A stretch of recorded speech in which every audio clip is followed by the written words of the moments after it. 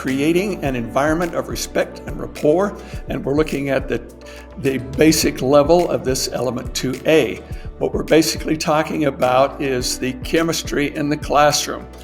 The basic level teacher is just learning how to do this, and so they just haven't developed all the skills. They're not as smooth as the proficient teacher, and they're not as polished as the distinguished level teacher. So they're learning how to do that.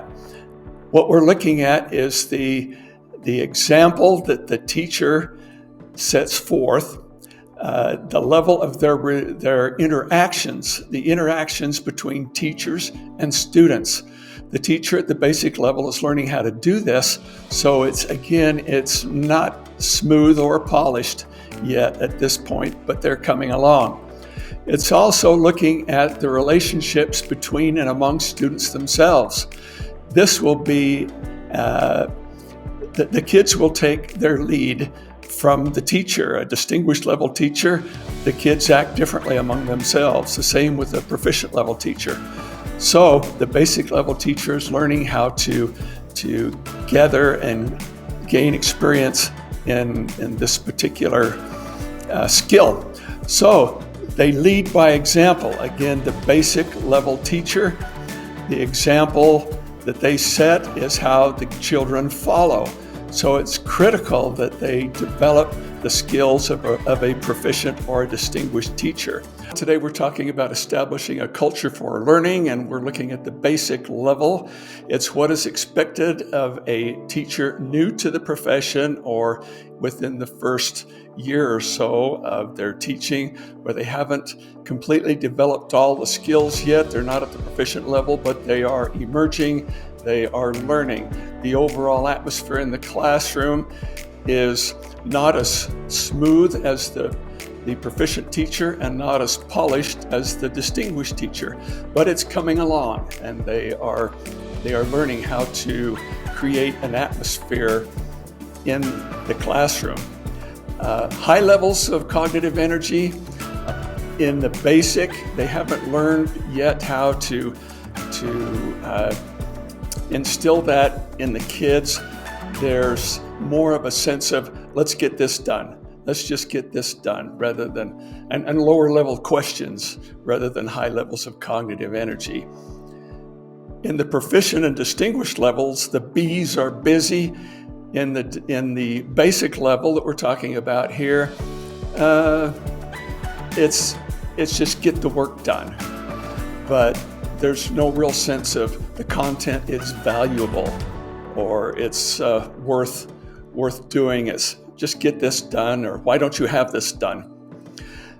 Rather than the kids expecting to succeed by working hard, they expect to get through the day and get home because it's just a job that they have to do.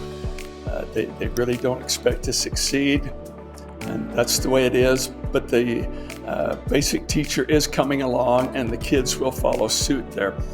In the proficient and distinguished levels, there's a sense of, we got this, and there is student pride in the work. But at the basic level, it's more like a question. We got this? We got this?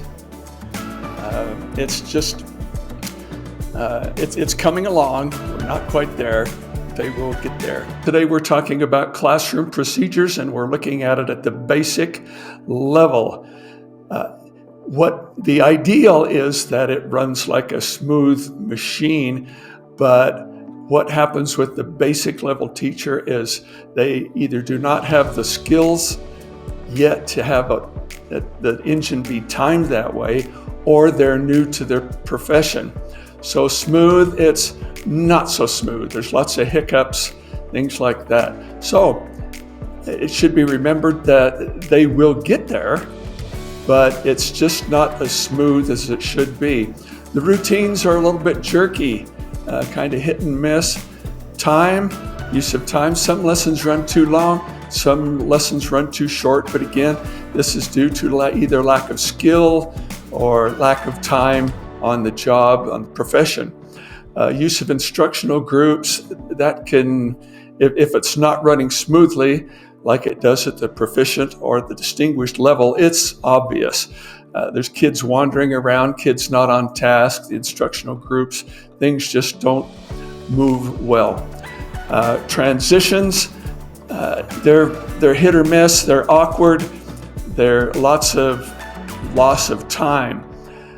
In the proficient or the distinguished level, they're on cruise control, but with the basic teacher, the cruise control hasn't been installed yet. They just haven't been in the business long enough, or it's just awkward. So if the kids are involved in handing out the materials and supplies, that's either proficient or distinguished.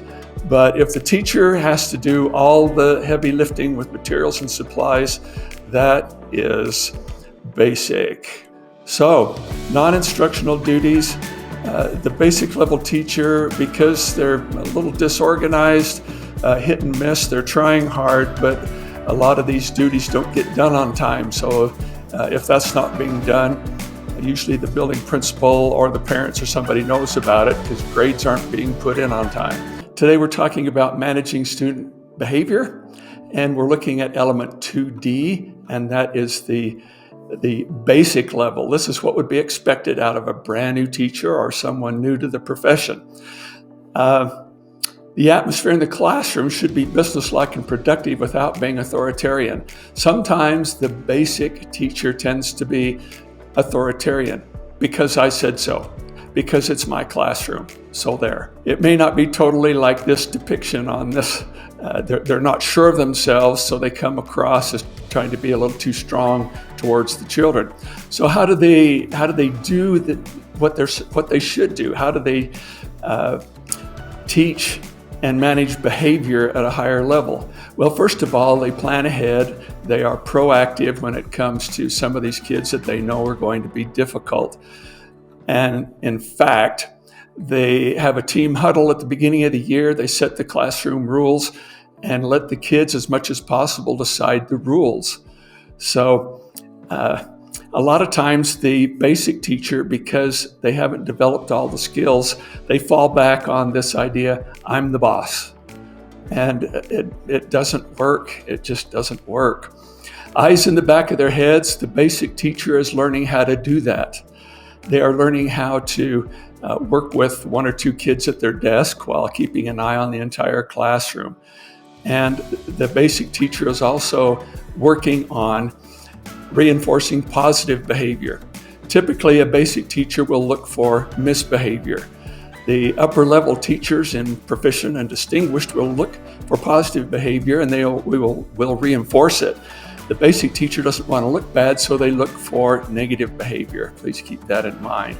And when it comes to correcting children, the basic teacher does it like a brand new teacher would, and that's sometimes being a little too harsh, getting in a child's face, not respecting their dignity. The key thing to remember here is correct a child in the same way that you would correct them if their parents were standing right there beside you. That is a good rule to keep in mind. And they do this without acrimony or resentment towards students. So if there happens to be something that didn't go well or a student misbehaves, the basic teacher may tend to hold some resentment and probably thinking like, what are you working on? Revenge. Getting even with kids doesn't work. It does not work. It'll snowball into something you don't want to go there, so don't even think about that. Fairness is big with all of our children, all the way through all of our 12 grades in preschool. The kids will notice if something is not fair, so your fairness will constantly be judged. Make sure that you're fair in everything that you do. One thing that is key is in your evaluation, keep in mind this bit of information. The absence of misbehavior is evidence of good teaching. This is an area that you can score high on if there is an absence of misbehavior. Today we're talking about organizing physical space on the basic level. In every level of of all the things that we do, safety is first, and in the classroom, safety and accessibility. The basic teacher is just learning how to do this, or they are new to the professions, so they're going to make some mistakes now and then, but they'll come along. And it's something you should expect out of a brand new teacher. One thing that the basic teacher needs to realize is that parents will judge you on how you are organized in all aspects of what you do by how your classroom looks. If you have a lot of clutter, you have a lot of problem.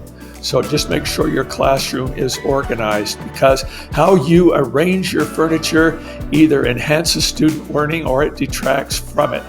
Now, ask your students for input on how the classroom is laid out. Because if you do and your evaluator knows that you've done that, you're more likely to get a higher rating on this particular skill.